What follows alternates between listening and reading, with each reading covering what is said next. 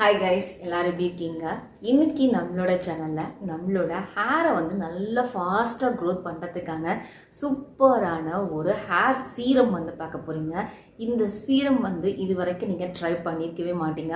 ஆனா ஒரு தடவையாவது நீங்க ட்ரை பண்ணி பாருங்க.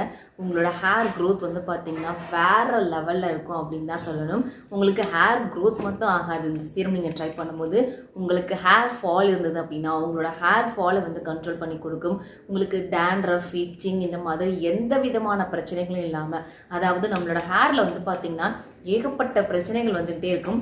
அந்த எல்லா பிரச்சனைகளையும் சரி பண்ணுறதுக்கு தான் இந்த ஒரு ஹேர் சீரம் வந்து பார்த்திங்கன்னா நீங்கள் ட்ரை பண்ண போகிறீங்க. ஸோ வீடியோவை கடைசி இருக்க ஸ்கிப் பண்ணாமல் பாருங்கள். இந்த சீரம் நீங்கள் ட்ரை பண்ணுறனால உங்களுக்கு ஹேர் க்ரோத்தும் ஆகும். உங்களுக்கு ஹேர் சம்மந்தப்பட்ட எல்லா பிரச்சனைகளையும் வந்து பார்த்திங்கன்னா சரி பண்ணிக்க முடியும். ஸோ அந்த ஹேர் சீரம் எப்படி ரெடி பண்ணுறது, அதை எப்படி யூஸ் பண்ணுறது அப்படிங்கிற எல்லாத்தையுமே இந்த வீடியோவில் நீங்கள் டீட்டெயிலாக பார்க்க போகிறீங்க. ஸோ வீடியோவை கடைசி வரைக்கும் ஸ்கிப் பண்ணாமல் பாருங்கள். இப்போ நம்ம வீடியோக்குள்ளே போகலாம். உங்களோட ஹேரை வந்து நல்லா ஃபாஸ்ட்டாக க்ரோத் பண்ண வைக்கணும் அப்படின்னா இந்த டேப்லெட்லேருந்து டெய்லி ஒரு டேப்லெட் நீங்கள் எடுத்துக்கிட்டிங்கன்னா போதும்.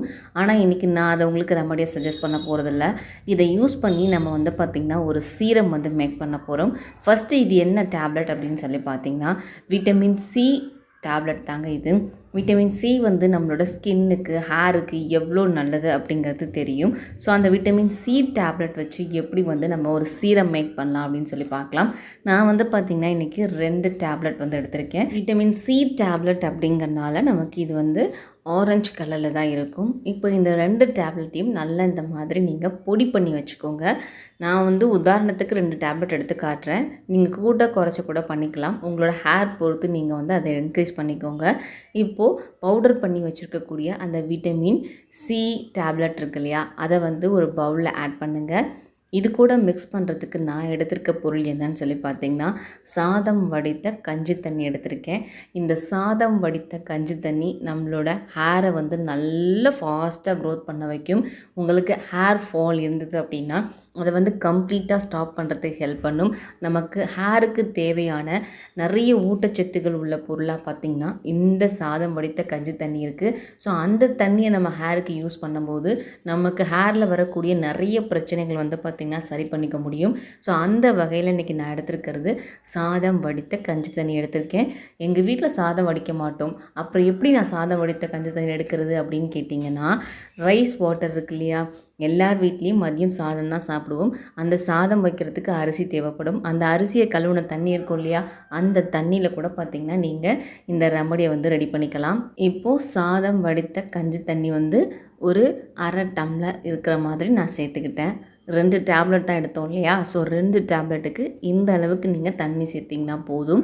கொஞ்சம் நேரத்துக்கு இதை அப்படியே வச்சுருங்க.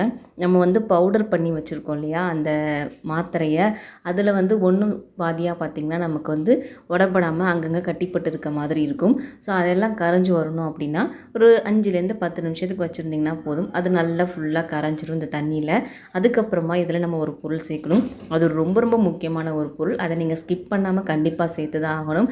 ஸோ அது என்ன பொருள் அப்படின்னு சொல்லி பார்க்கலாம். நான் அடுத்து இதில் ஆட் பண்ண போகிறது என்ன அப்படின்னா ஒரு ஆயில் தான் ஆட் பண்ண போகிறேன். அது வந்து கேஸ்டர் ஆயில், விளக்கெண்ணெய் அப்படின்னு சொல்லி தமிழில் சொல்லுவாங்க. இது உங்களுக்கு எல்லா ஆயில் ஷாப்லேயும் இருக்கும், சூப்பர் மார்க்கெட்டில் இருக்கும், ஆன்லைனில் கிடைக்கும்.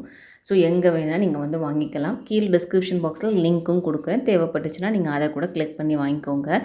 இப்போது கேஸ்டர் ஆயில் எதுக்காக சேர்க்குறோம் அப்படின்னா, கேஸ்டர் ஆயில் பொதுவாகவே பார்த்திங்கன்னா நம்மளோட ஹேரை வந்து நல்லா க்ரோத் பண்ணுங்க. ஹேருக்கு நல்ல ஒரு வலுவை கொடுக்கறதுக்கு ஹெல்ப் பண்ணும்.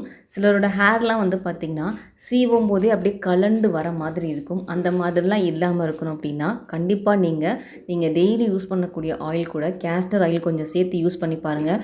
உங்களுக்கே நல்ல டிஃப்ரென்ஸ் வந்து தெரியும். இப்போது 1 டேபிள் ஸ்பூன் அளவுக்கு நான் கேஸ்டர் ஆயில் சேர்க்குறேன். சிஸ்டர், எனக்கு கேஸ்டர் ஆயிலே கிடைக்கல, நான் அதுக்கு பதிலாக வேறு ஏதாவது சேர்க்கலாமா சிஸ்டர், அப்படி இருந்தால் சொல்லுங்கள் சிஸ்டர்னு சொல்லிட்டு ஒரு சிலர் கமெண்ட்டில் வந்து கண்டிப்பாக கேட்பீங்க. அதுக்கு என்ன பண்ணலாம் அப்படின்னா, ஆனால் ஃபஸ்ட்டு ப்ரிஃபரன்ஸ் வந்து பார்த்திங்கன்னா கேஸ்டர் ஆயில் தான். அது இல்லாமல் என்ன யூஸ் பண்ணலாம் அப்படின்னா, நீங்கள் நார்மலாக நம்ம யூஸ் பண்ணக்கூடிய கோகோனட் ஆயில் கூட ட்ரை பண்ணலாம். அப்படி இல்லை அப்படின்னா olive oil, almond oil, vitamin E oil use பண்ணலாம். இதில் ஏதாவது ஒரு ஆயில் வந்து நீங்கள் ஆட் பண்ணிக்கோங்க. சேர்த்துட்டு நல்லா இதை இப்போ மிக்ஸ் பண்ணி கொடுங்க. மிக்ஸ் பண்ணி வச்சுட்டு டெய்லி பேஸஸில் நீங்கள் உங்கள் ஹேருக்கு ஒரு சீரமாக நீங்கள் யூஸ் பண்ணலாம். சீரமாக டெய்லி பேஸஸில் யூஸ் பண்ணுறீங்க அப்படின்னா ஃப்ரிட்ஜில் ஸ்டோர் பண்ணி வச்சுக்கோங்க. ஒரு ஸ்ப்ரே பாட்டிலில் யூஸ் பண்ணுறதுக்கு கொஞ்சம் நேரத்துக்கு முன்னாடி எடுத்து வச்சுட்டு அதுக்கப்புறமா நீங்கள் உங்கள் ஹேர் ஃபுல்லாக அப்படியே இருக்கிற மாதிரி ஸ்ப்ரே பண்ணி விட்டுட்டு லைட்டாக ஒரு மசாஜ் கொடுங்க.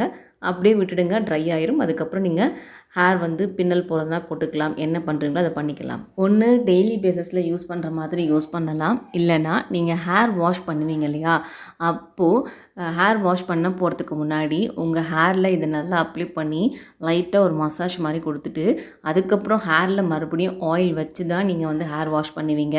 எப்பயுமே ஹேர் வாஷ் பண்ண போகிறதுக்கு முன்னாடி ஹேரில் ஆயில் இருக்கணும். ஆயில் இல்லாமல் நீங்கள் ஹேர் வாஷ் பண்ணிங்க அப்படின்னா உங்களோட ஹேர் வந்து கூடிய சீக்கிரத்தில் டேமேஜ் ஆக போகுது அப்படின்னு தெரிஞ்சுக்கலாம். ஸோ இந்த ஸ்டெப்ஸ் எல்லாம் நீங்கள் ஃபாலோ பண்ணிங்கன்னா உங்களோட இருக்கிற கொஞ்சம் நெஞ்சம் முடியவாது காப்பாற்றிக்க முடியும். நான் இதை உங்களுக்கு 2 விதமாக யூஸ் பண்ண சொல்லியிருக்கேன். ஒன்று டெய்லி பேஸஸில் நீங்கள் ஹேருக்கு ஒரு சீரமாக ட்ரை பண்ணலாம்.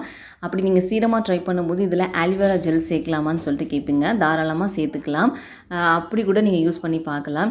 இன்னொன்று வந்து பார்த்திங்கன்னா நீங்கள் ஹேர் வாஷ் பண்ணும்போது வீக்லி 2 டைம்ஸ் வந்து இதை வந்து நீங்கள் ட்ரை பண்ணலாம் அப்படின்னு சொல்லியிருக்கேன். ஸோ உங்களுக்கு எந்த டைமில் தோதுப்படுமோ அந்த மாதிரி நீங்கள் வந்து ட்ரை பண்ணி பாருங்கள். இந்த ஒரு சீரம் பார்த்திங்கன்னா உங்களோட ஹேரை வந்து ஃபாஸ்ட்டாக க்ரோத் பண்ண வைக்கிறது மட்டும் இல்லை, நமக்கு ஹேர் ஃபால் இருந்தது அப்படின்னா அதையும் ஸ்டாப் பண்ணும்.